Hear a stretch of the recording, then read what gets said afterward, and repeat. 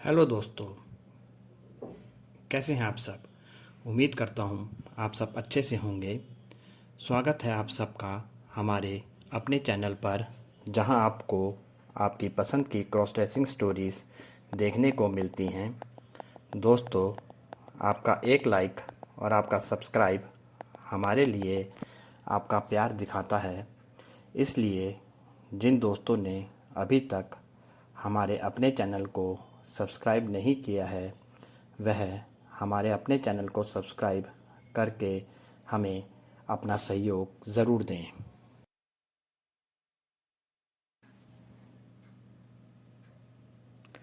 दोस्तों, हमारी आज की कहानी, हमारी पिछली कहानी राहुल का रागनी बनने का सफ़र का भाग 2 है।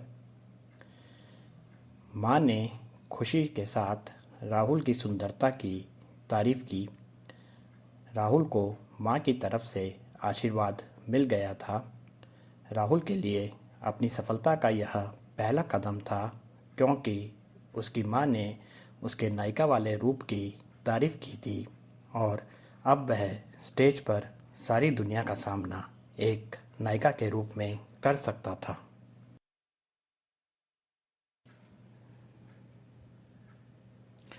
माँ से आशीर्वाद पाकर राहुल पूरी मेहनत के साथ अपनी कोशिश को कामयाब बनाने में लग गया। राहुल को अपनी इस कोशिश में माँ का साथ भी मिल रहा था। माँ ने उसे समझाया कि अगर वह नायिका का किरदार अच्छे से करना चाहता है तो उसको घर पर भी एक लड़की की तरह रहते हुए घर के वह सारे काम करने पड़ेंगे जो लड़कियाँ करती हैं। राहुल को माँ का यह सुझाव पसंद आया और उसने अपनी माँ के साथ घर के सारे काम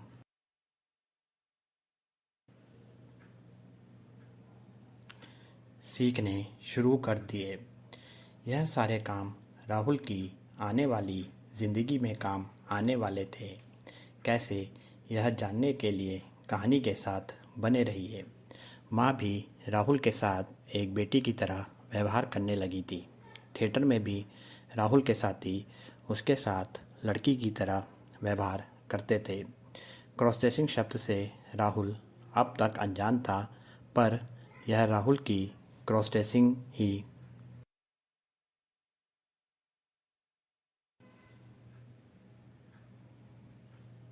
तो थी जो एक लड़का होते हुए भी उसको लड़की की ज़िंदगी जीने का मौका मिल रहा था। और एक क्रॉस ड्रेसर का सबसे हसीन सपना भी यही होता है, एक लड़की की ज़िंदगी जीना। राहुल अपनी इस क्रॉस ड्रेसिंग में कहीं खोता सा जा रहा था। हर समय लड़की के किरदार में रहने के कारण राहुल को अब अपनी क्रॉस ड्रेसिंग में मज़ा आने लगा था। शरीर पर मखमली और रेशमी कपड़ों का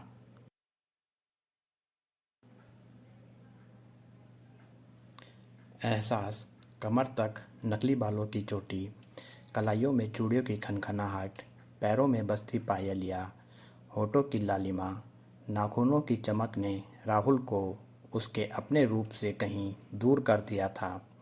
थिएटर के मालिक और मेकअप मैन ने भी राहुल को नायिका बनाने में कोई कमी नहीं छोड़ी और धीरे धीरे राहुल एक लड़के से एक लड़की के रूप में ढलने लगा।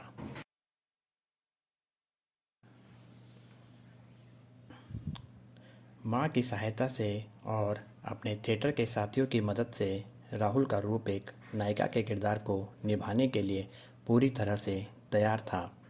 धीरे धीरे नाटक की तारीख भी नज़दीक आ रही थी और राहुल एक नायिका के रूप में अपनी सारी मेहनत अपने नाटक को देने को तैयार था।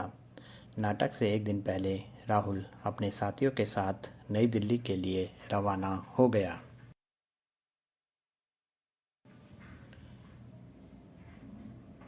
नाटक एक पौराणिक कथा पर आधारित था जो राजस्थान की एक लोक कथा थी।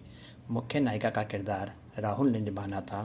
नाटक पुराने इतिहास पर था, इसलिए राहुल की वेशभूषा भी राजस्थान के प्राचीन ज़माने की महारानी की तरह ही थी।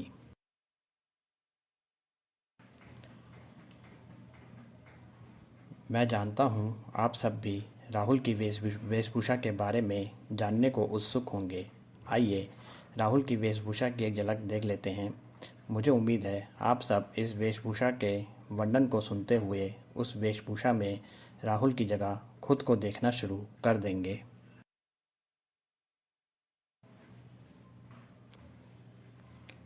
घाघरा, चोली और ओढ़नी। राहुल का घाघरा लाल रंग का वजनदार घाघरा था और उस पर काली रंग की चोली और लाल रंग की ओढ़नी थी। ये कपड़े चटक रंग के थे जिसमें गोटा बॉर्डर लगा हुआ था। राहुल को इस नाटक में लंबा घूंघट भी निकालना था जो राजस्थान की परंपरा है।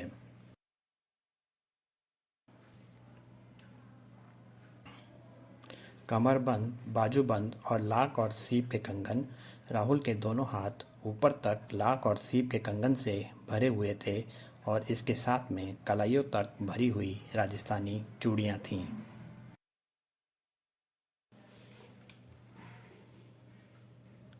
बोरला।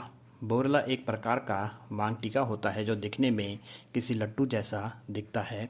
ये राजस्थान के पारंपरिक आभूषणों में से एक है। झुमके। राजस्थानी झुमके भी राहुल के घाघरे की तरह वजनदार थे जो 2 घंटियों के रूप में राहुल के कानों की शोभा बढ़ा रहे थे।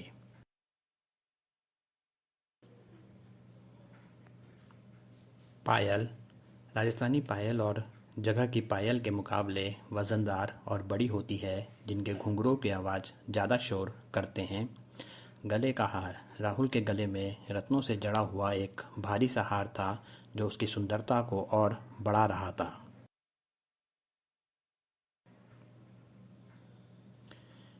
राजस्थानी नथ। राहुल को अपने इस किरदार के लिए नाक और कान भी छिदवाने पड़े जो उसने कुछ दिन पहले ही छिदवाए थे। उसकी नाक में राजस्थानी नथ बहुत अच्छी लग रही थी। कैसी लगी आपको राहुल की वेशभूषा? ज़रूर आपका मन उस वेशभूषा में लग गया होगा।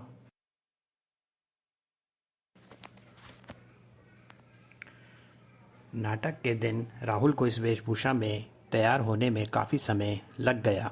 हर एक आभूषण को राहुल ऐसे पहन रहा था जैसे उसका इन सब आभूषणों से गहरा रिश्ता था। थिएटर के मेकअप मैन ने भी राहुल के रूप को निखारने में कोई कमी नहीं छोड़ी। वेशभूषा में तैयार होने के बाद राहुल एकदम किसी पुरानी कथा की महारानी जैसा लग रहा था। राहुल न सिर्फ अपने रूप से बहुत सुंदर दिख रहा था बल्कि उसने नाटक में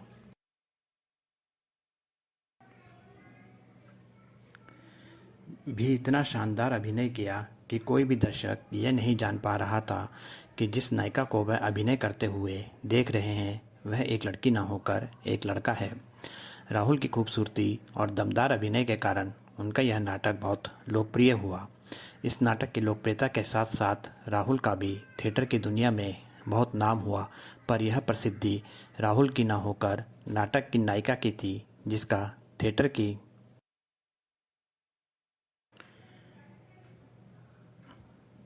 दुनिया में अभी तक कोई नाम नहीं था। राहुल को लोकप्रियता के साथ साथ इस नाटक से पैसा भी बहुत मिला जो उसकी और उसकी माँ की ज़िंदगी के लिए बहुत ज़रूरी था। राहुल ने आज तक जितने नाटकों में अभिनय किया था उसमें उसे राहुल के रूप में कभी इतनी प्रसिद्धि नहीं मिली थी जितनी एक नाटक में नायिका बनकर मिल गई थी।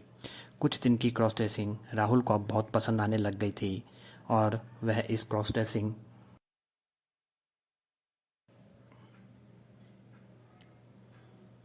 को अपने जीवन में अपनाना चाहता था। नाटक खत्म होने के बाद राहुल को थिएटर से वह कपड़े वापस करने थे जिन्हें वह घर पर लाया था। राहुल को वह कपड़े वापस करते समय बहुत दुख हो रहा था। राहुल खुद भी हैरान था कि जिन कपड़ों को वह सिर्फ कुछ दिन के लिए अभिनय के लिए लाया था उसको उन कपड़ों से इतनी जल्दी बहुत लगाव हो गया था और आज उन कपड़ों को वापस देते समय उसे बहुत बुरा लग रहा था।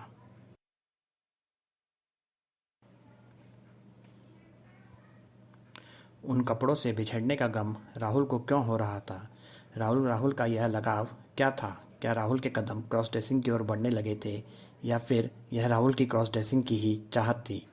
यह सवाल आपके लिए है दोस्तों, और मैं जानता हूँ राहुल की इस फीलिंग को आप ज़रूर जानते होंगे। जवाब कमेंट सेक्शन में ज़रूर दीजिएगा।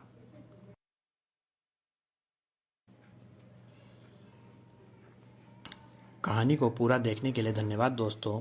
कहानी के साथ बने रहिए। अभी राहुल की ज़िंदगी के बहुत हसीन पल आपको कहानी में देखने को मिलेंगे, जो आपको अपनी ज़िंदगी के पलों की तरह ही लगेंगे। मिलते हैं कहानी के नए भाग के साथ जल्दी ही। आपका अपना नयन भास्कर।